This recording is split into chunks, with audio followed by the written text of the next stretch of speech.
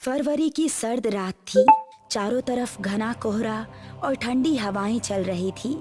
ऐसे में गांव से कुछ ही दूर पर मदन लाल अपने एक हाथ में मटकी और दूसरे हाथ में फावड़ा पकड़े तेज तेज कदम बढ़ा रहा था।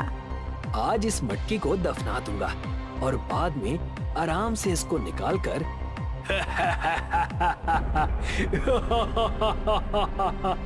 उसकी बात बीच में ही अधूरी रह गई जब उसको तीन लोगों के एक साथ हंसने की आवाज सुनाई दी।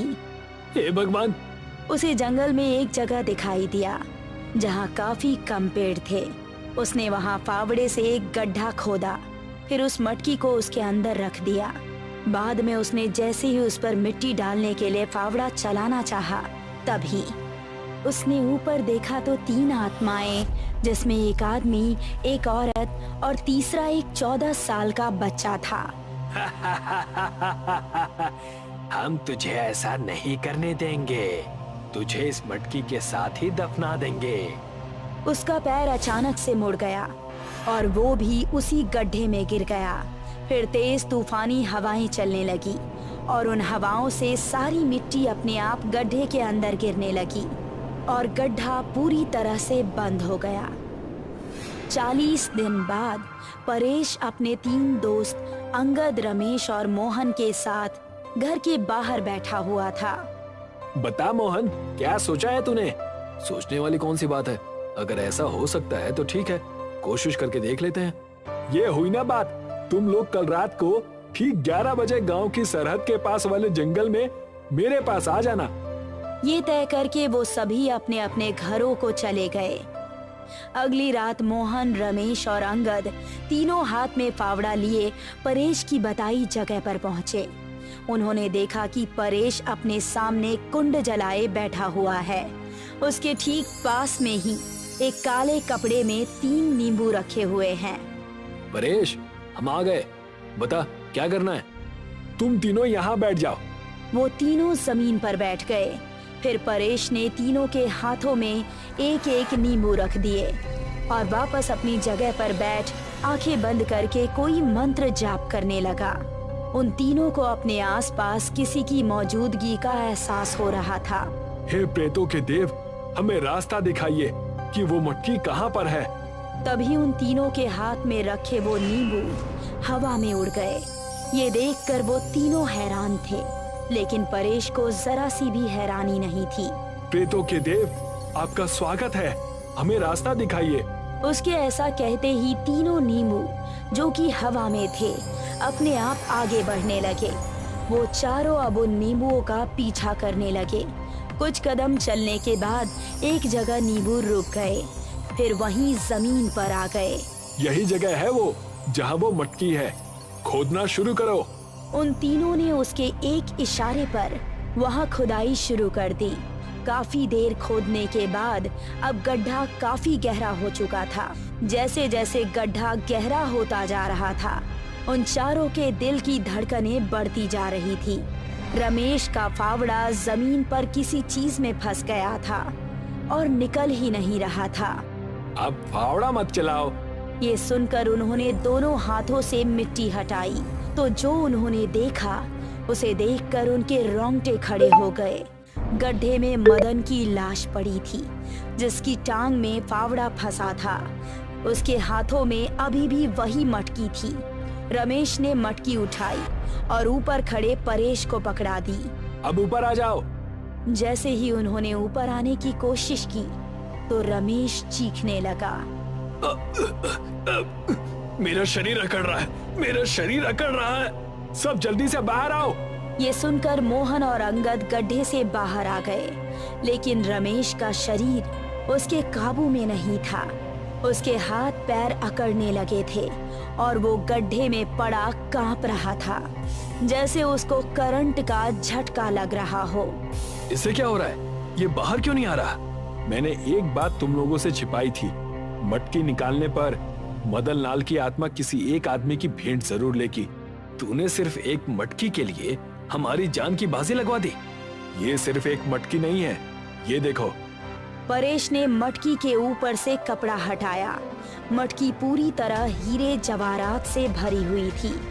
उन दोनों के चेहरे से दोस्त को खोने का गम चला गया और खुशी नजर आने लगी। उन्होंने गड्ढे की तरफ देखा तो रमेश मर चुका था। इसे यहीं ठिकाने लगा दो, किसी को पता नहीं चलेगा कि यहाँ क्या हुआ था।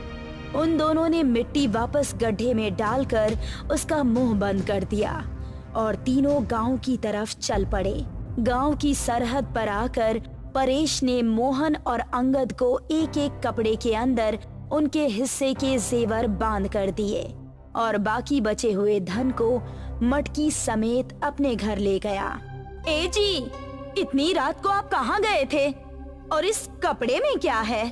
अंगद ने उस कपड़े की पोटली को खोली और जैसे ही उसके अंदर रखे सोने जवाहरात उसकी बीवी ने देखा तो उसकी आंखें भी चौंधी आ गई।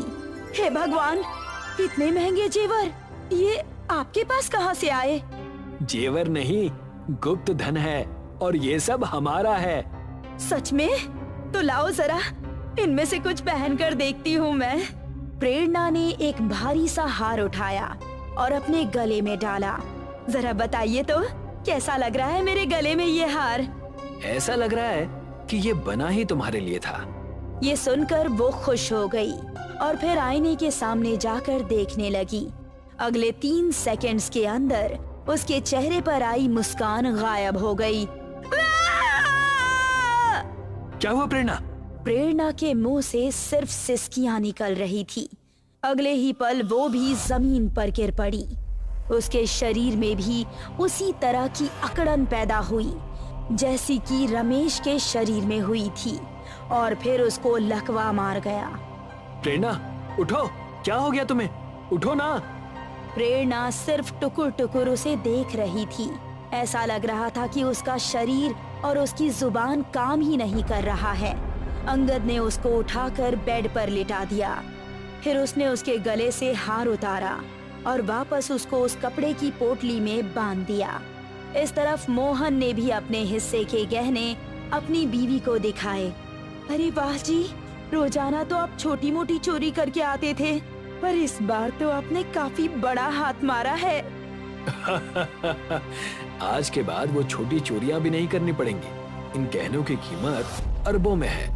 मैं कहती हूँ हम इनको पहनकर दिखावा नहीं करेंगे, बस एक एक गहने को बेचकर अपने घर का खर्च अच्छे से चलाया करेंगे। हाँ ये तो ठीक है, लेकिन मेरा तो मन है कि इस बड़ी सी माला को पहन कर देखूं।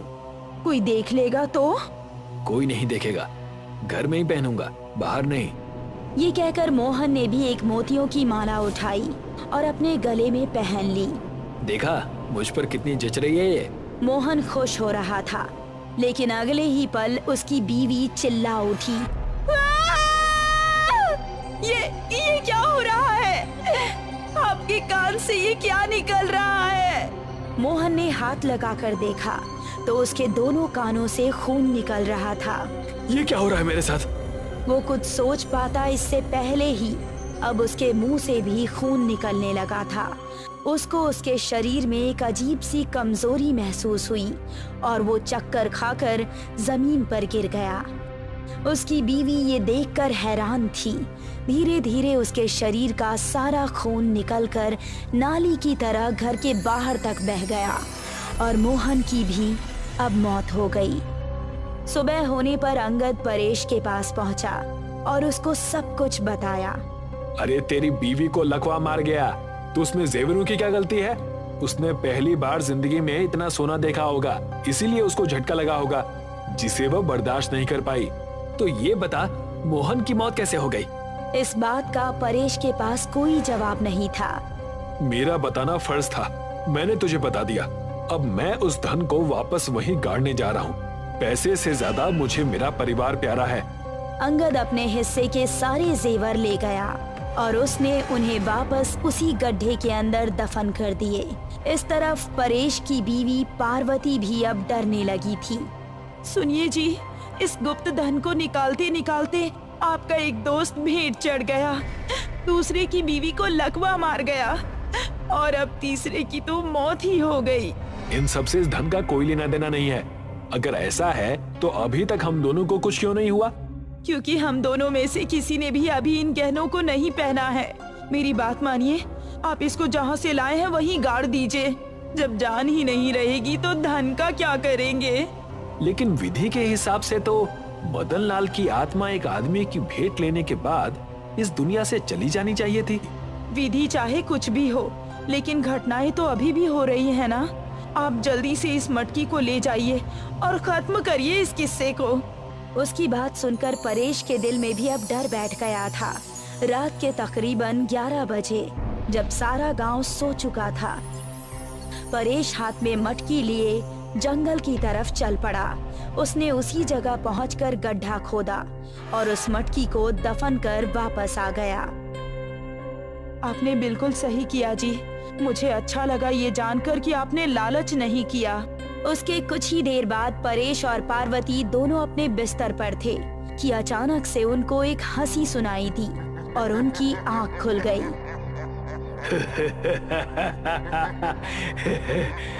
कौन है? दोनों चौंकते हुए बिस्तर से उठे। उन्होंने देखा कि सामने रमेश की आत्मा खड़ी थी। रमेश, तुम यहाँ? हाँ, मैं यहाँ। मदन लाल को तो मेरी भेंट लेकर मुक्ति मिल गई थी। उसके बाद उस गुप्त धन का रखवाला अब मैं हूँ। इसका मतलब है कि मोहन को तुमने ही मारा था? हाँ, और अब तेरी बारी है। लेकिन इन्होंने तो उस गुप्त धन को वापस वहीं पहुंचा दिया है। फिर तुम इनको क्यों मारने आए हो? वो तो ये खुद बता देगा। ये सुनकर अब पार्वती परेश की तरफ सवालिया नजरों से देखने लगी। उसने देखा कि उसकी कलाई में सोने का एक मोटा सा कड़ा चमचमा रहा था। ये आपने क्या किया जी? इस एक कड़े के लालच में देखिए आपने हमारी जान खतरे में डाल दी। मुझे लगा था कि एक कड़े को ले भी लूंगा तो किसी को क्या पता चल रहा है। अब तेरा वक्त खत्म हुआ। ऐसा कहकर रमेश की आत्मा बिजली की रफ्तार से परेश के करीब से गुजरी और परेश के 2 टुकड़े होकर जमीन पर ढेर हो गए।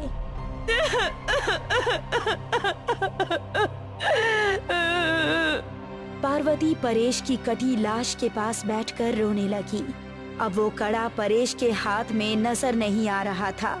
रमेश की आत्मा वापस वहीं पहुंची। उसके हाथों में वही कड़ा था। वो धीरे धीरे करके जमीन के अंदर समा गया।